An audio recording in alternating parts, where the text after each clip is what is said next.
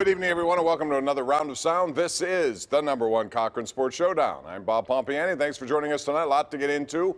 We're going to talk about the Penguins, who have lost 3 straight regulation games at home. And now they're 3-3-2 with more COVID problems. We'll get into that. We'll also talk about Pitt, another bad home loss to an unranked team. But the #1 topic tonight on the #1 Cochran Sports Showdown will be the Steelers, who've moved ahead of the Cleveland Browns. The Browns are in last place in the division. We'll talk about the components of that win today in Cleveland with your panel. We're happy to have Will Graves, outstanding journalist with the Associated Press. Below him is Andrew Fillipponi from the PM team. 93.7 The Fan, 2 to 6 every day, as well as the Pony Express National Show. And across from here, it's the one and only Josh Yohe, who does his great work with The Athletic following the Penguins, but he's here also to talk about the Steelers and other stuff. So I'm going to jump right into the play that everybody was talking about today. Andrew, start with you on this, and that is #1, the call of a fake field goal. Because me personally, I don't have a problem with calls like that, because when they work, people talk about how genius they are. When they don't, you know, there's obviously problems that take place. And this one was really enhanced with the fact that Chris Boswell left the game, and he got popped pretty good. I don't want to talk about the penalty that should have been called. We'll do that in a second. But the play itself, did you like it at the time of the game? No, hated it. You know, plays like that, you say fans go crazy if they work out correctly. It's all about time and place. You know, the Lions last week went for a bunch of fake punts and onside kicks because they were playing the Rams, and they were a huge underdog. And you need to do those things in order to make up for a talent gap or talent deficit sometimes. Your defense had played great. The other quarterback is clearly limited. The situation, in my opinion, didn't call for that. Go up 6-3. Go into the half with a lead, feel good about yourself, and take 12 minutes to exhale and go from there. So it's all about who you're playing. If the Steelers were going up against a juggernaut offense, I would have had no problem with it. But, you know, as far as bad decisions by coaches were made today, that was the second biggest one, Bob. The worst decision was Cleveland's call to start Baker Mayfield. It should have been Case Keenum, and if he's out there, then it's a totally different ballgame. I agree with that. Well, I disagree with you guys. I thought Baker was fine. I mean, he had 3-4 drops in the fourth quarter that would have changed the course of the game. He did not appear to be the problem to me. As far as the fake field goal call, Pomp, you're right. But if you're going to go for it, if you're going to have somebody throw the ball on 4th down, and I'm sure we'll address this when we talk about the Pitt game later, have the guy that's paid millions of dollars to throw the football be the guy making that play. That was my problem with it. And it also sort of speaks to sort of a lack of confidence that, hey, man, I don't think this offense can score any points, so I got to dip into this bag of tricks. And to be honest with you, I think that might be true. I mean, you know what? If you had taken Ben today and put a number 6 on him and called him Duck, this looked exactly like about 12 of their 16 games in 2019. So I didn't like the call. I just thought, like Pony's right, take the field goal. You're getting the ball to start the second half. It was just unnecessary in that moment. Yeah, I hated it just from a situational standpoint, guys. It's a tie game, low scoring. You have a chance to take the lead into halftime. You're getting the ball to start the second half. It's a really good position to be in. It just didn't make sense to me. It really didn't. I was quite baffled by it.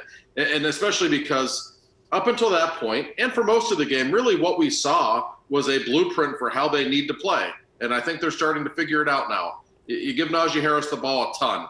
Okay, you play low-scoring games. That helps keep your defense off the field a little bit. When that defense isn't on the field all game, it's still pretty darn good. Ben made a couple of plays when he had to make them. We know he's limited at this stage. I actually didn't think he played a bad game at all. I thought he was pretty good in the second half. That's exactly how they need to play. So when everything is going according to script, I just don't understand why you go for a fake field goal in that situation. I didn't agree with it. I give Tomlin credit for how he handled it post-game. He came right out and said, hey, that's on me. That was a bad decision. He doesn't always do that. I'm glad that he did. I liked how he handled it, but he got away with one today. Yeah, but at the same time, element of surprise. I think all of us were surprised it happened, and that's what it takes first and foremost. So you're going to debate that back and forth. Surprised. What's that? The Browns were not surprised. No, but they apparently gave it away, though, didn't they? Will. They gave it away. They did something that made them realize it was the wrong. That's what Tomlin talked about, the lack of execution, and they gave it away. Well, anyway, they call timeout and just kick a field goal, Bob. I mean, that's what you do there. If I'm they just give saying, you a if that look play works tonight, we're all talking a whole different situation. We're talking about Will's how right, gutsy though. it is, but we're not saying what a great, I mean, we're talking about the balls it takes, the guts it takes to make that call, but we're not saying, hey, that's the best decision that was ever made. Right. All right, now let's talk about the penalty, because it should have been a penalty. Josh, you watched that over and over. As soon as it happened, I'm saying, he went into the head. He's looked at as a quarterback, and Gene Steratore came right out with a tweet. I'm surprised he didn't talk too much about it on the broadcast, because I thought that was the first thing that came to my mind. Yep. They, after all, called Highsmith for one later, and this was worse. So, Josh, number one, missed call. But number two, how do you should that be eligible for replay? Probably should. Everything else is, and if they're going to take player safety as seriously as they say they are, and I think they do, I don't know why it isn't. I thought it was a pretty easy call. Perhaps because of the unorthodox nature of the play, the referees were thrown off guard. That's all I could think about. I was a little surprised Jim Nantz and Tony Romo didn't make a bigger deal out of it. If you watch the NFL, not just Steelers games, but games around the league, man, if quarterbacks get touched, you guys know how it is. There goes the flag, and I was really surprised. That was pretty textbook, leading with the helmet. I saw later in the day Mike Hilton was called for leading with the helmet that really cost the Bengals. I thought that was a horrendous call. To me, this was a pretty clear penalty. Well, I mean, Josh, I'm with you. I saw that play. For people that didn't see it, Mike Hilton literally has lowered his head to make a tackle. The kid for the Jets catches the ball and then lowers his head to make contact with Mike Hilton, and they called Mike Hilton for a penalty. That being said, I mean, I think it does speak to there's just a lack of clarity. It's a judgment call. In the moment, I did not see. I did not see it as egregious as you guys did. I just didn't. I mean, that play is made a bunch of times. Let's forget. I mean, Joe Hayden hit somebody out of bounds late in that game, and they didn't call that, right? So, I mean, like, there's missed calls every game, and I just think, like, if this, I'm tired. Like, fans, Pat Narduzzi complaining about the officiating yesterday. To me, I'm sort of like, you know what? Everybody gets hosed every once in a while. You just got to live with it. Well, it's all about, I thought Mike Florio from Pro Football Talk hit the nail on the head. It's about the identity of the guy that gets hit, really, at the end of the day. You know, if that's a guy like Matt Ryan or Tom Brady, it's an immobile quarterback that's a sitting duck back there, takes a helmet-to-helmet hit. It's an automatic 15-yard penalty. It's a rollout play, and it's a kicker on a fake. It happens. Everybody looks the other way, even though the guy's down.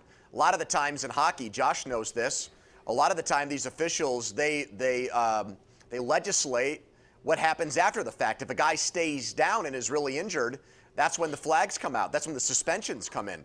So that's what surprised me, is that Boswell was basically knocked out, and that even then the refs didn't think to throw a flag. Yeah, we have a lot more coming up. We were getting into whether or not this panel believes now that the Steelers are serious contenders. They've won 3 in a row with a chance and a likelihood they're going to win 2 more to make it 5 in a row. At least they should. We'll also talk about trade deadline. It's coming up on Tuesday in the NFL. Normally we don't talk a lot about this, but this year there are 2 prime targets potentially. We'll talk about that and more when we continue right here on the #1 Cochran Sports Showdown.